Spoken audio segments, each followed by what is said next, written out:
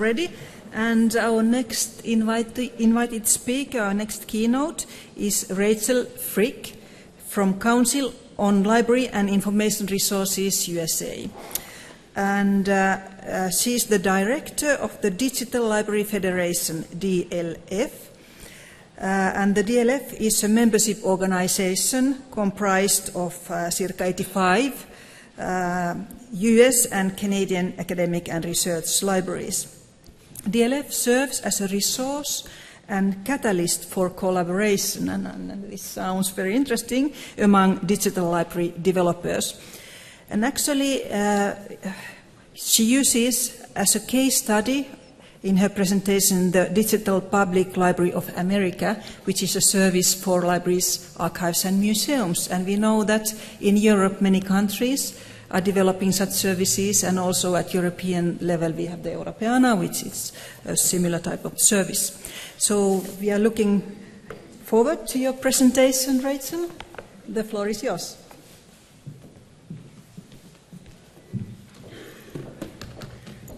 Thank you very much. I want to thank the LIBER Program Planning Committee for inviting me here today to talk to you about friction and flow. And a lot of times when people ask you to speak, they want to know a little bit more about who you are, what you're working for, and here's just a little bit of information, as my introducer did say. And I think one of my things I love most about my job is being a community organizer, getting people excited about ideas and prospects that can move our whole community forward.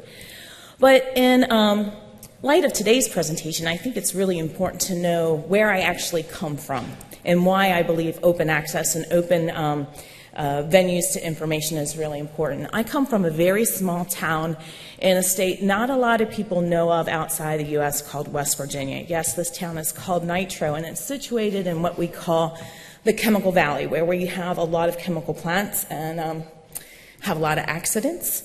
We did actually produce nitroglycerin and gunpowder for World War I. And here is a picture of the exact first plant in Nitro. As you can gather from these facts, West Virginia is not a wealthy state within the United States. We pretty much rank the lowest in really nice economic development indicators like jobs, really low in education, and actually a quality of life survey, we were number 48. So all joking aside, growing up in this type of environment where it is a challenge to have access to quality information, if I did not have access to a university library, if it wasn't sitting on a bus line from my home, I really wouldn't be here today. So open access for me, and how do we translate this, the openness of our public libraries being on mass transit in our town, being open 24 hours a day into this digital world is really, really important. And so this leads to the topic of my talk, how do we minimize friction and how do we maximize flow of information to the people when they need it at the time that they need it. So I think a misconception is that open is free. Open is not free, and that we actually have to collectively take on the cost of making access open, because open should be an element of value, something we value highly within our community, because it increases the flow of ideas, spawns innovation, creates information flow, transparency, enriches talent and entrepreneurship in our communities, and provides access to everyone for learning and research. As mentioned in the keynote, it's not so much the digital divide between rich countries and poor countries, but there's digital divide across our countries, whether you're a first world nation or a third world one. Another element of why we need to value open is that we exist in a mashup culture. We like to take things and mash them with something else. We like to make our own recipes. We like to experiment. And as we see this happening in our academic research library environment, our research is becoming increasingly more interdisciplinary. It is crossing institutional boundaries and national boundaries. So open is really important as we work through this, as this collaboration moves forward. So another driver in what's changing up our environment is data. We talk about data a lot, and I always ask people, well, what do you mean when you're talking about data? Because we talk about data driven decision making. We talk about research data or the outputs of research and scholarly work on our campuses. We talk about data curation or data preservation, linked open data. Library collections is data, which is what I'm going to focus on today, and I love the one that I've been seeing a lot lately as data is the new oil when we talk about moving from carbon-based economies to information-based ones. So I'm sure you've heard this said before, but the network really does change everything that we do. It changes the way we organize ourselves, the way we communicate with our communities, and actually who those communities are. In the past, when our keynote was talking about the written word, I kept on thinking about, the way we organize ourselves was really dependent on our geography and who was within so many miles of us, what our physical presence. In a networked world, in this information age when we rely on the internet, that no longer holds true. Our communities span all of these boundaries. And I know Lorcan Dempsey talks about how the network changes libraries, and he has come to LIBER and talked to you guys, I think back in 2008, about the decentered library. The way we organize our libraries actually changes the model of service. Where before we were an outside-in, bringing resources to our community, we now are looking at the inside-out library. And the point I want to talk to you a little bit today is really the one, it's point number 3. It's not, there it is. That the fact that we need to be closer and more engaged with the creation, management, use, and sharing of all our information resources, as well as that discovery happens elsewhere. People don't necessarily have to come to the library to discover our services. So the idea of a library as platform. How many people have heard of this whole discussion or conversational thread around library as platform? A few? David Weinberger talks about this a lot, David Lankus as well.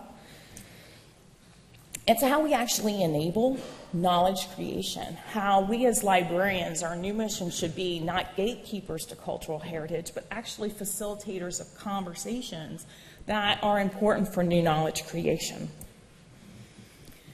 So from where I stand in the conversations I've been hearing, the points of friction in this networked world where data is the coin of the realm, so to speak, those points of friction are around our access points or delivery points or those platforms or systems. Whether or not we've cataloged our collection, how many people have collections in the back room that have minimal or no cataloging? It's okay. You're not alone. Okay? Or just the fact that the metadata there is so minimal, there isn't a lot of meaning to associate those collections. And I think the third piece is of rights in terms of use. How do we express how to access and reuse our collection to facilitate scholarship and learning outside of our walls, within our walls, and on the net? So what I'm going to do today is talk to you about this through the lens of the Digital Public Library of America. How many people have heard of the DPLA? Great. Awesome. As you know, this began in 2011, and it was funded initially by the Alfred P. Sloan Foundation. And we took 2 years to really plan what we wanted to do. We consulted colleagues at Europeana, as well as other national libraries, to really talk about what we wanted the digital library to be. And we launched in 2013 in April with over 2 million records. Just to be clear, DPLA does not have any digital content within itself, but we actually aggregate metadata records, catalog records of other cultural heritage organizations. So we don't hold the digital objects themselves unless you count digital objects as metadata records. Okay? So we have 6 million objects or 6 million metadata records. And we like to say that the DPLA is not just a portal, but we view ourselves as a platform for innovation and a public option for change. So currently, just to give you a little bit of feedback about the DPLA, we have things called hubs, both service hubs and content hubs. We're present right now physically with hubs in over 12 states, and we're working on more. Here's just a small example of some of the organizations that are content hubs. These are people that have over 200,000 objects to contribute, like the Internet Archive, the Biodiversity Heritage Library, the National Archives, New York Public Library, Haide Trust, just to name a few. Our service hubs are people that actually gather or aggregate metadata either on a regional or state-based model. And we have folks from Texas, as was mentioned earlier, Minnesota, Kentucky, North Carolina, and something called the Midwest Digital Library, which is a large region. We're working to have more of these types of hubs throughout the United States. So with 12 content hubs, 9 service hubs, we have over 1,200 partners. And to break it down, this kind of gives you a graph. A lot of times when people hear Digital Public Library in America, people argue whether it's a public library, whether it's an academic library. And as you can see, our academic and university libraries contribute over a quarter of the content that's in our DPLA, whereas public libraries are coming in at 15%. We have a wide variety. And as you guessed, this is our portal. This is our front page. This is where people come to look at things for the Digital Public Library, one item at a time. And it's that more traditional sense, that more the way we've used digital library collections for the last 20 years. Come to my front door, come through my search box, and I will show you your search results one at a time. We also have other ways to interface with DPLA. You can come to the DPLA content through a timeline. You can pick a date and see the amount of collections that are in that particular time. You can browse by a map. We have this really interesting tool called a bookshelf that tries to replicate stacks, so you can do a virtual browse if you'd like to. And we also have traditional exhibits, okay? So all that stuff that we normally do, that normal mode of operating, but in a digital space, which is really wonderful. I don't want to knock it at all. This is stuff that people find very valuable. But if we're thinking about our collections as data, these types of tools don't really translate, or the way we interface with our collections, the way that our scholars, or at least from our digital humanities scholars, want to view our collections. They want to see our collections as data. They want to be able to access that data in ways that they can easily move it to the environments that they work in using the tools that they use. Ideally, they would love to do a bulk download of what we've got. This is actually Dr. William Knoll, who's now at the University of Pennsylvania, who was recognized by the White House for a champion of change in his work around open data and the digital humanities. So at DPLA, we like to say we're a platform to build on, and we do that by providing an API, which is, if you can't read this tweet, I think it's hysterical. He's like, for nerds like us, not only does DPLA offer a sick API, but there's a bulk data download too. So we realize that people want to come through us, not through the front door and look at things like you browse a library, one page at a time, one image at a time, et cetera, and so forth, but they want to be able to take it with them and do what they want to. They want to mash it up, right? So how many people know what an API is? Good. Application Programming Interface. I can tell you what the abbreviation is. That's pretty much about it.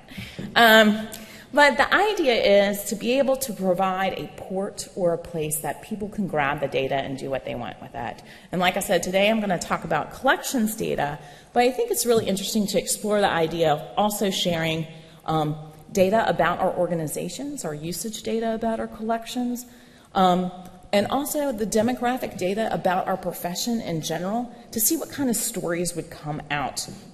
Because I really believe that the most interesting stories and the way that we can tell relevance about the work that we do can be done by our biggest fans. And if we release this data, it'll be amazing what kind of stories would come out. Because I truly believe in this notion that Rufus Pollock talks about at the Open Knowledge Foundation, that the best thing to do with your data will be thought of by somebody else.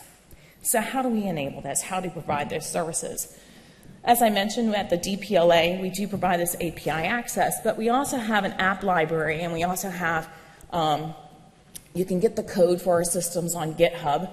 But here's an example of one of the apps that somebody built on a lighter side. It's a Twitter bot that will occasionally tweet out images of cats that are in the DPLA library. It's kind of amusing, but it's at Historic Cats on Twitter, if you're a follower of Twitter.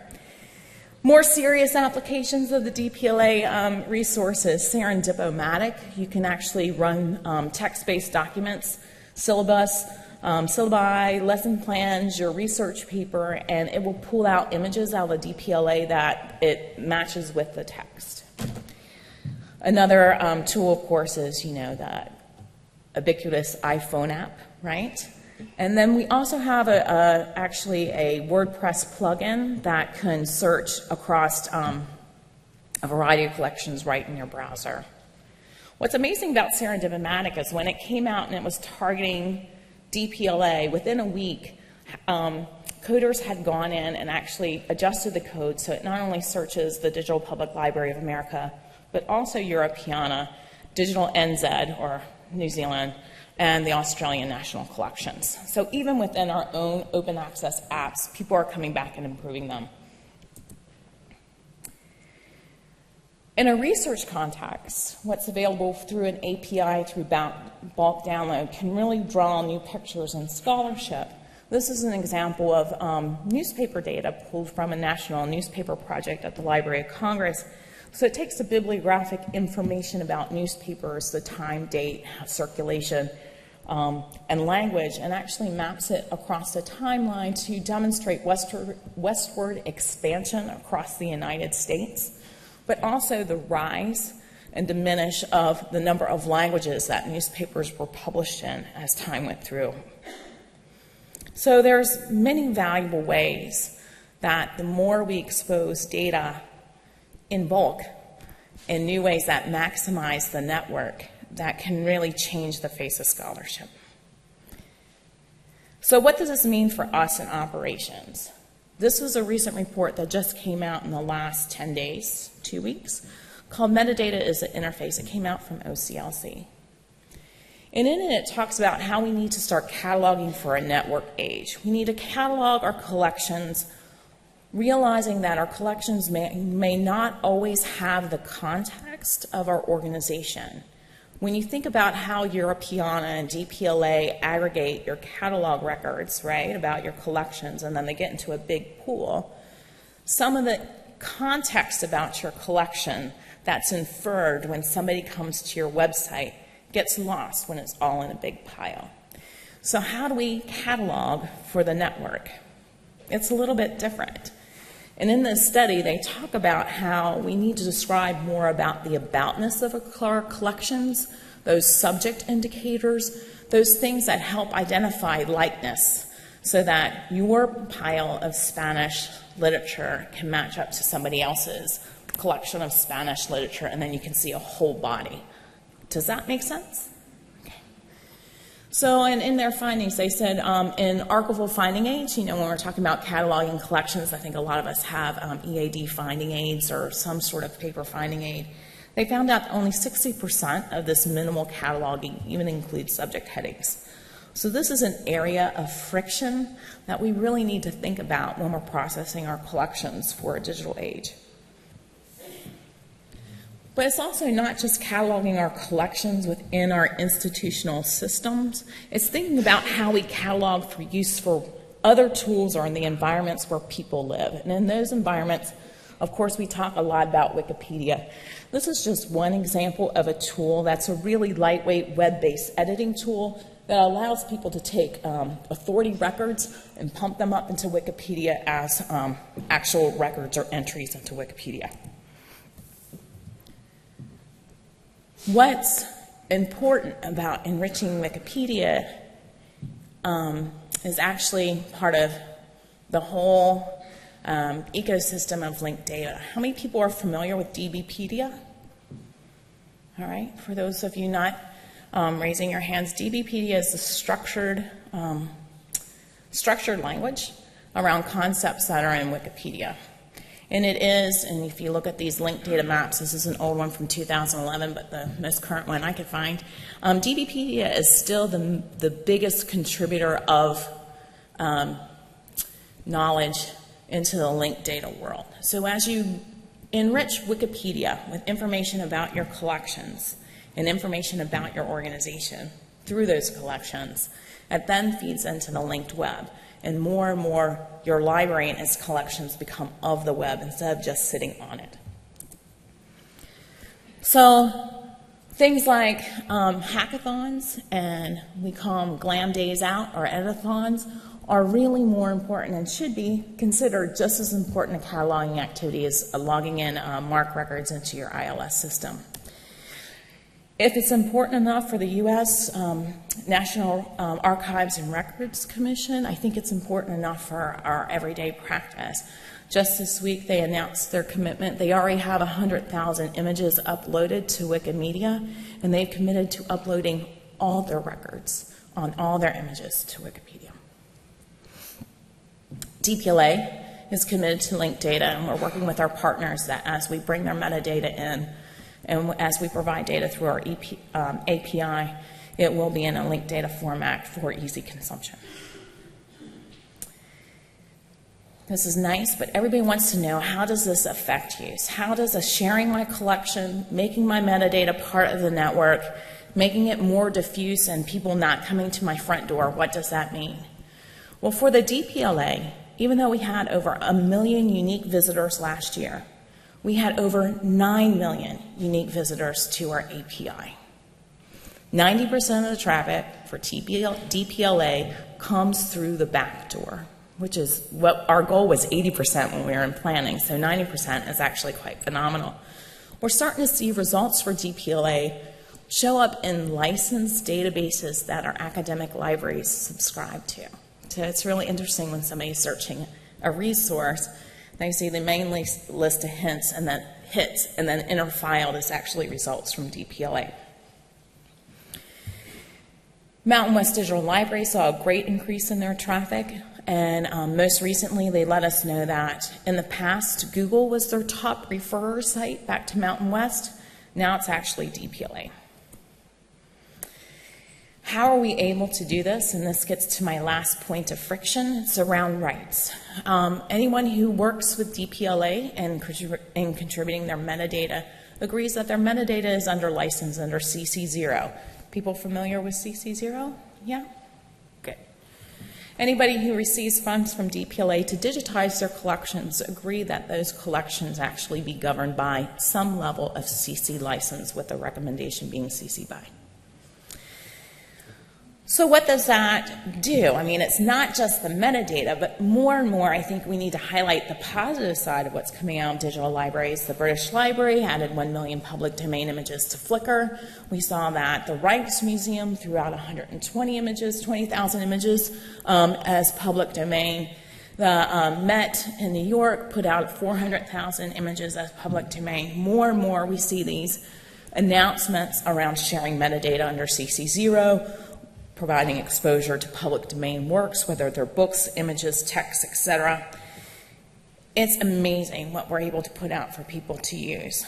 But at the same time, unless we actively engage with the community of creators and innovators, the people that are making the process, the coders and the developers, the people that make applications like History Pin and Findery, people aren't just going to breeze by our website and notice that you happen to have an API with data. We need to broadcast and communicate and do outreach to these communities. And for the last year, I've been working with folks at Open Glam, going to a number of tech conferences to talk to these developers about the rich resources that are available to them through our libraries, archives, and museums. But even though we've done a lot of work, I mean, we've been digitizing collections for over 20 years, we have a lot of content out there. You run across an article like this that was published in First Monday last month, and it's called Enclosing the Public Domain. They did a research study. How many people read this? It was in the June issue. Okay. I don't mind if you look at it right now, truly. They did a survey of New Zealand institutional repositories and of the public domain works that are in those institutional repositories. Over 48% of those public domain works were then the digitizing institution asserted some sort of right. So it closed off that book from actually being in the public domain, even though by copyright terms it was. So we need to watch as organizations, and of course this was my first response, are you kidding me? It's in public domain. Us as cultural heritage advocates as facilitators of knowledge creation. We should be identifying that stuff, doing everything we can to push that out there, because there's only so much of that we can control. But I understand that rights determination is very difficult. This is just a screenshot of the Arrow project. People know about Arrow? About doing rights management clearance? Yeah, if you looked at that schematic, it's enough to give anybody a headache. It's hard. We do things at the University of Michigan called the Copyright Review Management System to establish public domain on books. It's not very clear-cut, and I understand that, but that should be a top organizational priority. I think a lot of times we talk about open access and we look outside of our organizational bounds, and we really need to make sure we're doing everything we can to get that information out there and in ways that are accessible. And are communicating it in not only human-readable ways, but in machine-readable ways. This is an announcement of a grant that was given to the DPLA as a joint project between DPLA and Europeana. It's called Getting Rights Right, and it's a way to establish consistent and machine-readable expressions of access and use rights on our digitized work. That is not a small project, but I think it's really amazing that this is being funded by Knight, which is, and it was under the Knight's News Challenge. And they advocated this as a way to move information in our communities to use, and that rights they identified was a big hurdle. So they're hoping that by late fall, early winter, they will have some of this language out for use. So in closing, there was a great blog post by Michael Edson not too long ago called Dark Matter, and I think this kind of keyed into some of our comments that was made earlier this morning. The dark matter of the internet is open, it's social, it's peer-to-peer, it's read-write, it's open to everyone. And it's the future of our museums, our libraries, and our archives. And just in the points I made today, we need to make sure we're exposing as much of this dark matter to the light as possible, because that's how I think we can be leaders and really understand the benefits of open, by being those experienced, knowledgeable practitioners of open ourselves.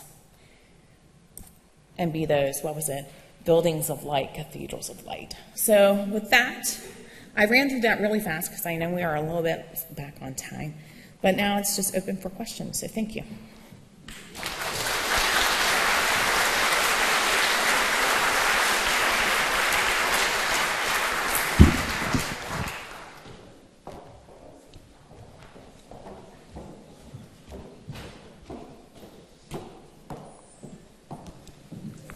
So thank you very much for your presentation.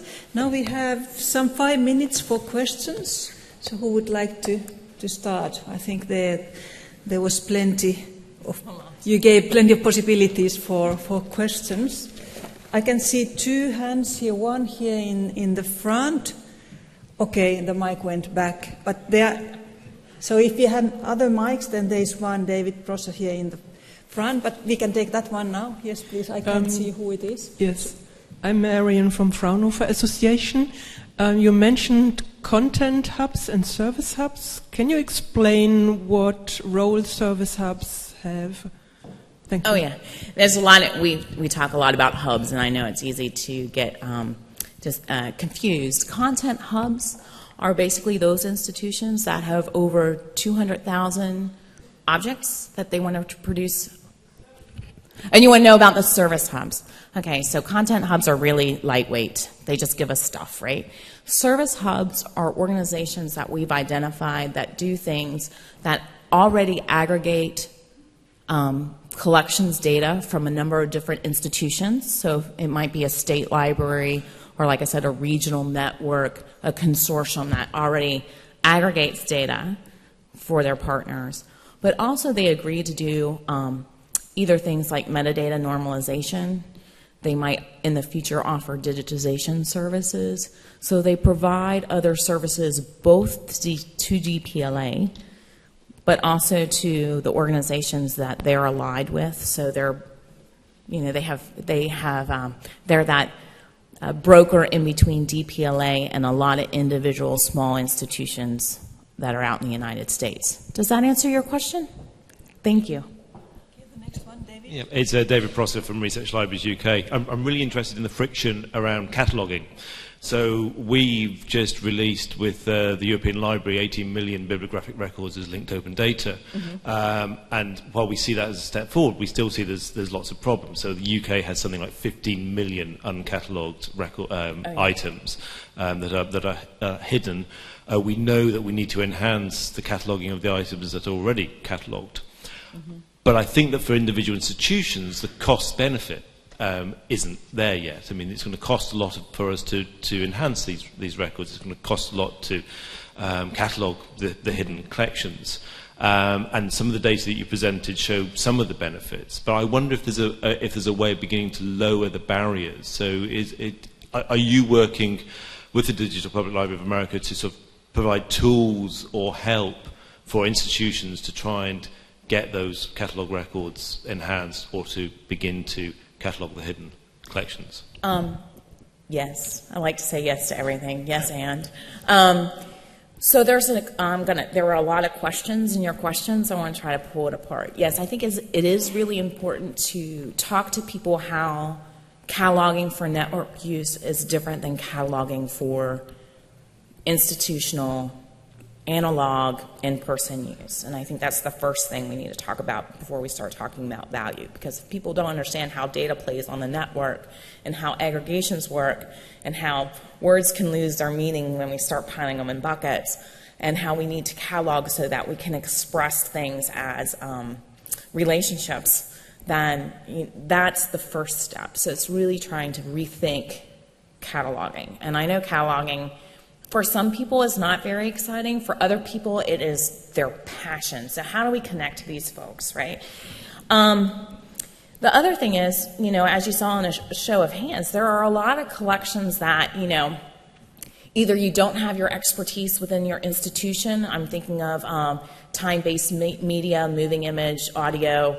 A lot of people put off processing collections because they don't have the expertise in-house. So how do we start building networks and help people process those collections, but they still retain ownership of those records, somehow get into these bigger pools so that they can be aggregated and people find access for them? I keep on bumping the mic, I'm sorry.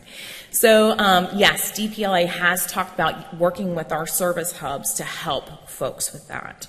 Another program, my home institution, which is the Council on Library and Information Resources, we've been managing a grant program for, I want to say, close to being 8 and 10 years, called the Hidden Collections Program, and it's funded by the Mellon Foundation in the United States. And we've distributed over $23 million over that course of time to help people to catalog their collections, right?